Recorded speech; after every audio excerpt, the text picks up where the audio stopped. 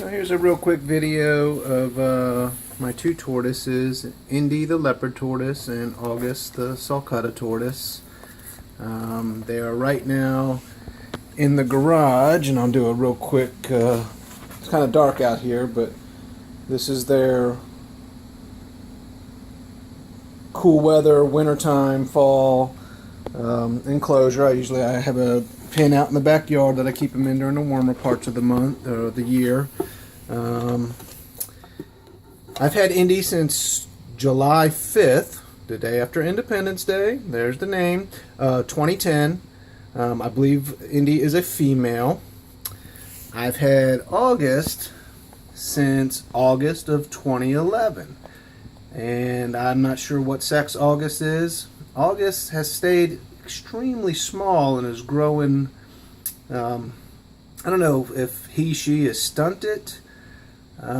Eats like a horse, which I'm going to show you guys what I feed him here in a moment. But not growing much at all, which as long as, you know, he or she is healthy, I'm okay with. Usually, you know, a 5-year-old sulcata tortoise would be a heck of a lot bigger than what he or she is right now, but doing good as far as I know. Eats real well, but just staying small. So, you know, for somebody who's not down south and keep them outside year round, that's not a bad thing, I guess. But I don't know if it's maybe something to do with I have them together and Indy is so much bigger. You know, I don't see outright aggression or anything like that. They've been together for 5 years. Yeah, as you can see, Indy has some pyramiding, and I attribute that to probably too high a nutritional value diet when she was much younger. Mainly grocery store greens and things like that. Probably what typically you would feed a green iguana, which is really too high in nutritional content for a grassland tortoise. So I've just recently got them to eat the hay and alfalfa and timothy hay and orchard pellets. So, you know, that poor husbandry on my part, but I was, in my defense, you know, if I can defend myself, I was kind of giving some erroneous information from the folks that I got her from. So, but that's no excuse. Always do your own research. You know, Missouri tortoise chow is good, but it also is high in nutritional content. So you got to be careful. I gave her, you know, a lot of Missouri when they were younger. But I got them eating moistened timothy hay pellets, the timothy hay and alfalfa cubes that you would get for like rabbits and hamsters and stuff. I'll moisten those up, and I'm going to show you guys here in a moment. They will eat that. Right now, I'm going to go ahead and give them some zucchini chips with a little calcium supplement on it, see if they'll eat from my hands, and then I will go ahead and put the moistened timothy hay and alfalfa. It's got some shredded carrots mixed in with it, and I'll give that to them. But this enclosure, it's a little hard to see, but it's probably 8 feet long by about 4 feet wide. I have several ceramic heat emitters.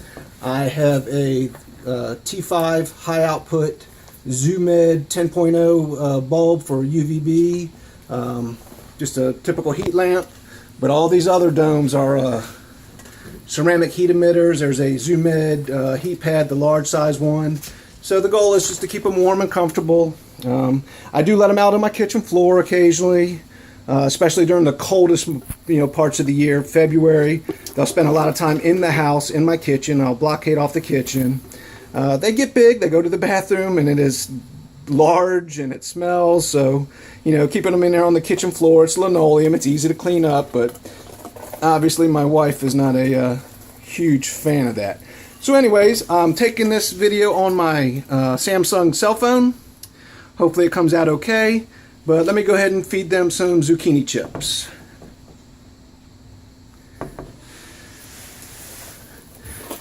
And so I'm holding the phone in one hand, and both of them are voracious eaters, as you can see. Alright, we'll let Indy have that one. Definitely don't want August to be left out. Indy. All right, I'm gonna have to separate them a little bit so August will be able to eat. And I'm reaching down. I've got one hand on the.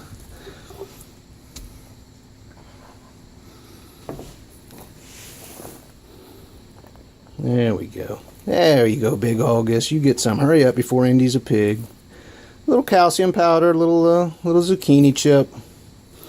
You know, this is the type of food that it's treats. You don't. Ooh, get my fingers. I better pay attention.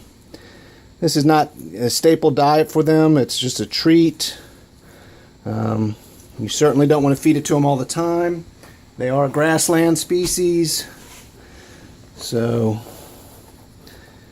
you want to give them that low nutritional content, high fiber, hays and grasses. I do hope August starts to grow. I mean, I think, whoa, watch my fingers there, big Indy. Come here. Hey. Hey. There we go. Alright, so I'm going to let them chew on that for a second. And then I'll show you what I got here. Well, you're not going to be able to see it down here. Oh, dark. That was dumb. Sorry about that. So there we go. This is moistened Timothy hay pellets and moistened alfalfa and Timothy hay cubes and some shredded carrots. So what I do is I just kind of mold it, make it easy for them to get to. And I do still feed them the collards and, you know, the different greens and all that, but not as much as I used to. It used to be, you know, that's what I gave them every day, especially the first, you know, year or two that I had Indy. And, you know, had the humid hide, the whole 9 yards. You know, I tried to do everything right because I knew pyramiding was an issue with the tortoises. But, I mean, I still, you know, she's a healthy tortoise.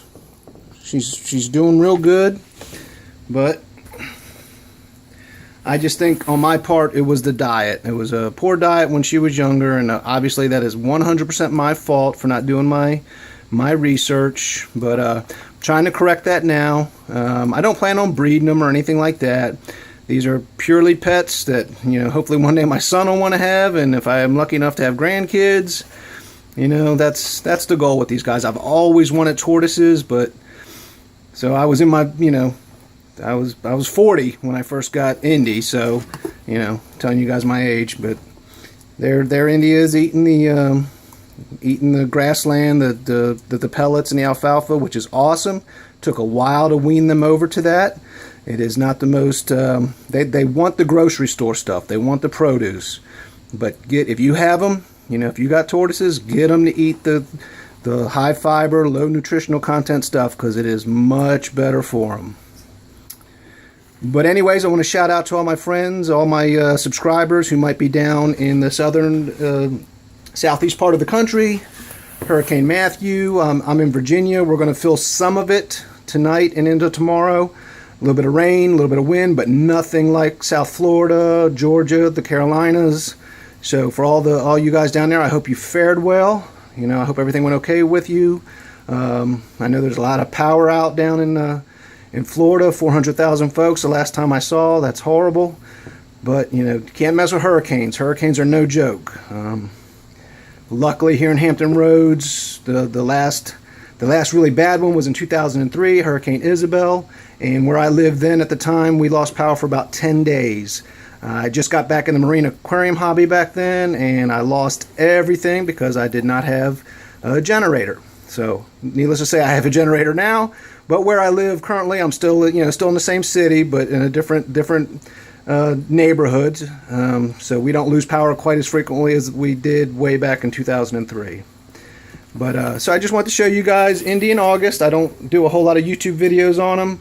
I do have some Instagram and Facebook things. I have them out in the backyard and do those 30 seconds, get them out and let them eat some natural grass in the backyard. I don't use fertilizers. I don't use pesticides. So I don't have a problem letting out in the backyard, letting them eat as much grass as they want. The only thing is I got a big dog. We got a Weimaraner, Blue. And so we got to make sure we clean up after them because they'll bulldoze through his mess, and that's disgusting. That's nasty. But anyways, I've had these guys for a while. 2010 for Indy, 2011 for August, And other than August staying a little small, which not a bad thing, but you know, probably should be a 20-pound tortoise by now, and he or she is nowhere near that. But Indy's a full-size leopard tortoise, and I think she's a female. She's got a smooth plastron, not concave like the males normally have, small tail. So I'm pretty sure Indy is a female. Don't know about August yet because August is still so small. But anyways, this is a real quick video taken on my cell phone, so I hope the quality's okay. I have not uploaded any cell phone videos, at least not any that are this long. I've done a few, 30, 45 second ones, whatever. But thanks for watching, and if you like what you see, if you like some of my other videos, like, subscribe, share, and I will talk to you guys later. Thanks a lot. Say goodbye, Indy and August.